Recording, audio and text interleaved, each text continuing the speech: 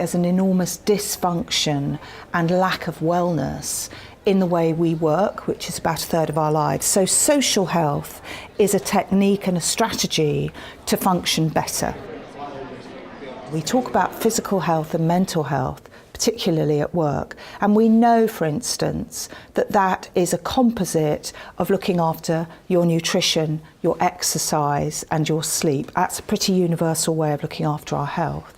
Social health, connectedness, which dominates everything we do all the time. It's impossible to not be connected and to have to communicate, has really no structure or system, and that's why I've identified it and I've called it out. And there are three principal ingredients to social health.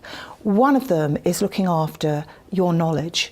Just like you look after what you put in your mouth and what you eat, you need to know, what you don't know, and your knowledge sources. An awful lot of people spend an awful lot of time doing scrolling or selfies and not actually connecting with proper knowledge and information sources, which is why you have a crisis of trust in information.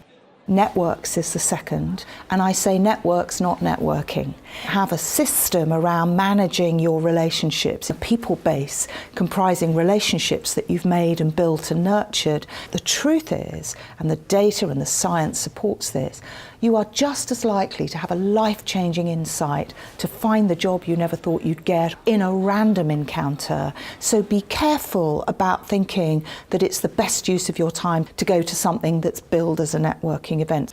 And the final ingredient to social health is time, not just how you manage your time in terms of your diary and your calendar, but time frame. Is the deadline you've been given by your boss or you've given your team actually workable? So knowledge, networks and time are to social health what nutrition, exercise and sleep are to physical and mental health. And I think it's time for social health.